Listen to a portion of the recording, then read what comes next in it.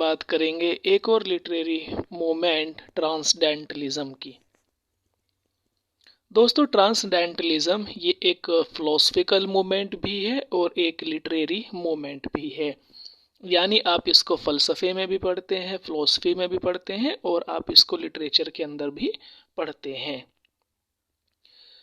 ट्रांसडेंटलिज्म basically अगर बात करें तो सबसे पहले प्लेटो ने ट्रांसडेंटलिज्म के बारे में बात की है। जैसे कि आप जानते हैं कि प्लेटो ने हमेशा ही जो मटेरियलिज्म है, जो वर्ल्डली थिंग्स हैं, जो कि दुनियावी चीज़ें हैं, उस पर फोकस नहीं किया है और हमेशा ही प्लेटो जो हमारी इंट्यूशंस हैं, हमारी जो अंतर आत्मा है, जो हमारे अपने विचार हैं, यानी जो हमारी अंदर की दुनिया है, हमारा जो मन है, हमेशा ही प्लेटो उसकी बातें क्या करते थे। तो ट्रांसडेंटलिज्म में आप प्लेटो का नाम शामिल कर लें, क्योंकि प्लेटो के जो व्यूज़ हैं और जो प्लेटो की जो सोच है लिटरेचर को लेकर और फ़लसफ़े को लेकर, वो ट्रांसडेंटलिज्म में देखने को मिल जाती है। तो सबसे पहले अगर बात करें ट्रांसडेंटलिज्म में किसी इंसान के होने की, तो वो प्लेटो हैं, क्योंकि प्लेटो ने ही कहा था सबसे पहले कि जो एब्सोल्यूट गुडनेस है, जो बिल्कुल सच्चाई है, जो कि ट्रूथ है, जो कि एक तरह से आप उसका इनकार नहीं कर सकते, तो प्लेटो कहते हैं कि वो इंसान के अंदर बसती है। इंसान जो सोचता है, उसका जो यकीन होता है, उसका जो विश्वास होता है, उसकी जो अंतरात्मा होती है, वही एब्सोल्यूट गुडनेस होती है या एब्सोल्यूट ट्रूथ होता है। और ये सारी की सारी चीज़ें हमें कहाँ से मिल जाती हैं? ये हमें मिलती हैं रिलीजन से, फ़लसफ़े से और दूसरे लोगों को पढ़कर, अच्छे विचारों से। जैसा लिटरेचर हम पढ़ेंगे ऐसे ही विचार हमारे अंदर आएंगे। जितना हम रिलीजन को फॉलो करेंगे ऐसे ही विचार हमारे अंदर अच्छे होते चले जाएंगे। तो प्लेटो ने कहा था कि इन चीज़ों के ज़रिए, रिलीजन के ज़रिए, फ़लसफ़े के ज़रिए या दूसरी चीज़ों के ज़रिए हमें अपनी अंतरात्मा को, अपने मन को बनाना चाहिए, क्योंकि एब्सोल्यूट गुडनेस हमारे अंदर ही होती है।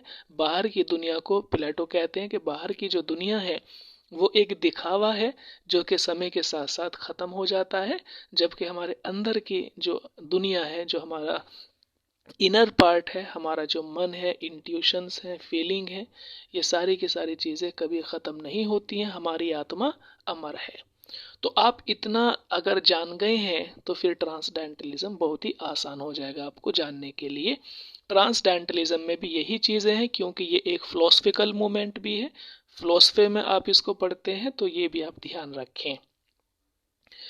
तो अगर बात करें इसके सेंटर की, जैसे कि सेंटर की ज़रूरत हमें हर जगह पड़ती है, तो ट्रांसडेंटलिज्म का सेंटर आपको दो जगह याद रखनी है, कॉन्कोर्ड या फिर बोस्टन। इन दो जगह पर, बोस्टन तो काफ़ी फेमस सी जगह है, आपको नाम याद रह जाएगा कि बोस्टन में इसकी आप जो है एक शुरुआत देख सकते हैं और बोस्टन इसका सेंटर है। ये जो मूवमेंट है, जैसे कि ज़्यादातर जो मूवमेंट है पहले बहुत छोटी सी होती हैं, किसी घर में शुरू होती हैं, किसी क्लब में शुरू होती हैं और फिर धीरे धीरे वो बड़ी होती चली जाती हैं। इसी तरह से ट्रांसडेंटलिज्म मूवमेंट की भी शुरुआत होती है। ये बेसिकली एक इंटेलेक्चुअल मूवमेंट है और इसी के साथ साथ में एक कल्चरल मूवमेंट भी है। अच्छा, आपको थोड़ा सा इतिहास का तो पता ही होगा, क्योंकि जो इंग्लैंड के लोग थे, जब जो प्यूरिटन्स थे, उन्होंने इंग्लैंड को छोड़ दिया था जब उनके ऊपर ज़्यादा अत्याचार होने लगे थे, तो उन्होंने इंग्लैंड को छोड़ दिया था और वो लोग आकर बस गए थे अमेरिका। और उन्होंने अमेरिका में आकर अपनी एक कॉलोनी जो है बसाई और उस कॉलोनी को नाम दिया न्यू इंग्लैंड। तो न्यू इंग्लैंड जो जगह है, अब क्योंकि ये प्यूरिटन्स थे, पढ़े लिखे लोग थे, काफ़ी इंटेलेक्चुअल थे, तो ये जो प्यूरिटन्स थे, इन्होंने ही इस मूवमेंट को शुरू किया था। ठीक है, तो जगह कौन सी है? बोस्टन। और ये शुरू कौन लोग कर रहे हैं? न्यू इंग्लैंड वाले, जो कि किसी समय पर इंग्लैंड से आकर अमेरिका में बस गए थे। और ये मूवमेंट शुरू किस चीज़ को लेकर हुई थी? इंटेलेक्चुअलिटी को लेकर, है ना, और दूसरा कल्चर को लेकर ये मूवमेंट शुरू हुई थी। अगर एक्चुअल इसके टाइम की बात करें तो 1836 में इस मूवमेंट की शुरुआत हुई थी और ये कब तक चली, जो कि अमेरिका में सिविल वॉर है उससे पहले तक ये मूवमेंट चली। 1836 से अमेरिका की सिविल वॉर के पहले तक ये मूवमेंट लगातार जारी रही। सबसे पहले 1836 में जब ये मूवमेंट शुरू हुई थी तो ये बहुत ही जो है आप कह सकते हैं कि डिस्कशन ग्रुप के एक तरह का एक डिस्कशन ग्रुप था। एक ग्रुप ऐसा था जो आपस में डिस्कस करता था कहीं भी बैठकर, और इसी तरह से शुरुआत में इसकी शुरुआत होती है। और वो जो ग्रुप था हम उसको आज किस नाम से याद करते हैं, ट्रांसडेंटल क्लब। कि वो जो ट्रांसडेंटल क्लब था वही एक डिस्कशन ग्रुप था। इनका काम डिस्कस करना था पोइट्री को लेकर, लिटरेचर को लेकर, फिलोसफी को लेकर, इनका यही काम था। और यहीं से हम इसको ट्रांसडेंटल क्लब कहते हैं। इसका जो समय है 7-8 साल का, तो उसमें क्या हुआ कि सबसे पहले छोटा सा ग्रुप रहा, लेकिन धीरे धीरे इसमें लोग जो बड़े बड़े अमेरिका के पोएट थे, जो है वहाँ के फिलोसफर थे, वो इससे जुड़ते चले गए। जैसे कि हमें एक नाम का पता है R.W. इमर्सन, जिनका नाम ट्रांसडेंटलिज्म के लिए बहुत ही इम्पोर्टेंट होता है। R.W. इमर्सन इसमें जुड़े, और ब्रोनसन एलकोट जुड़े हैं, फ्रेडरिक हेनरी हेज हैं, W.E. चैनिंग्स हैं, W.H. चैनिंग्स हैं, Theodore Parker, Margaret Fuller, Elizabeth Peabody, George Ripley, Nathaniel Hawthorne, काफ़ी इम्पोर्टेंट नेम है। हेनरी थोरो, ये भी अपने आप में काफ़ी इम्पोर्टेंट नेम है। तो ये बड़े बड़े फिलोसफर, बड़े बड़े पोएट जो है, बड़े बड़े इंटेलेक्चुअल इसमें शामिल हो गए मूवमेंट में। और एक जो इनके जो एसेज हैं, जो ये पोइट्री क्या करते थे, एसेज लिखते थे, या जो भी ये रिव्यू क्या करते थे ट्रांसडेंटलिज्म को लेकर, तो एक मैगजीन है काफ़ी फेमस, द डायल। तो द डायल ने 1840 से 1844 के बीच में इनके एसेज को, इनकी पोएम्स को ही पब्लिश कराया है। आप इतना समझ गए हैं ट्रांसडेंटलिज्म कहाँ पर शुरू हुआ। ये अमेरिका में शुरू हुआ, एक अमेरिकी जो है मूवमेंट है, और 1836 में ये बाकायदा शुरू हुआ। और ये न्यू इंग्लैंड जो के प्यूरिटन्स थे उन्होंने इसकी शुरुआत की थी। शुरू में छोटा सा ग्रुप था, लेकिन धीरे धीरे बड़ा होता चला गया। और ये मूवमेंट 1836 से अमेरिकन सिविल वॉर तक ये मूवमेंट जारी रही। बहुत सारे इसके मेंबर रहे हैं, R.W. इमर्सन, आप ये नाम देख सकते हैं, ये सब लोग इसके जो हैं मेंबर हैं। दूसरी बात आपको ये ध्यान रखना है कि ट्रांसडेंटलिज्म कोई सिस्टमैटिक मूवमेंट नहीं है। अगर आप इसको एक सिस्टमैटिक मूवमेंट के नाम से, या आप इसका एक सिस्टम ढूंढने की कोशिश करेंगे तो आपको नहीं मिलेगा, क्योंकि सिस्टमैटिक मूवमेंट नहीं है, और ना ही ये कोई शार्पली डिफाइनेबल मूवमेंट है। यानी आप इसको अच्छे से डिफाइन भी नहीं कर सकते, आप इसको सिस्टमैटिक वे में भी नहीं लिख सकते हैं, याद नहीं कर सकते।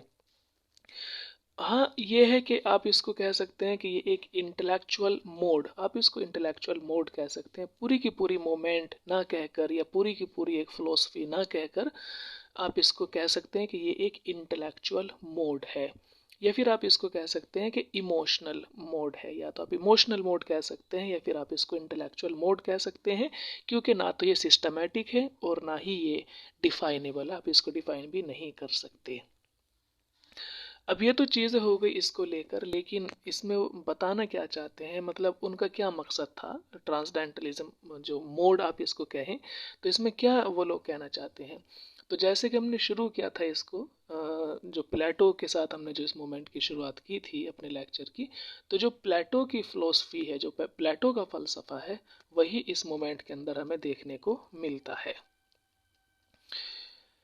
यहाँ पर आप 2-3 ऐसे वर्ड हैं जो कि आपको इसको याद रखने में काफ़ी जो है अहम रहेंगे, काफ़ी इम्पोर्टेंट रहेंगे। सबसे पहले आप ध्यान रखें इंडिविजुअलिज्म को, यानी इस मोमेंट में एक इंडिविजुअल पर्सन को इम्पोर्टेंस दी जाती है। उसकी जो इंडिविजुअलिटी है, अकेला इंसान क्या सोचता है, इस बात की जो है वकालत करता है ट्रांसडेंटलिज्म मोड, ये ट्रांसडेंटलिज्म मोमेंट। तो ये जो मोमेंट है ये अपोज करती है किस चीज़ को, रैशनलिज्म को।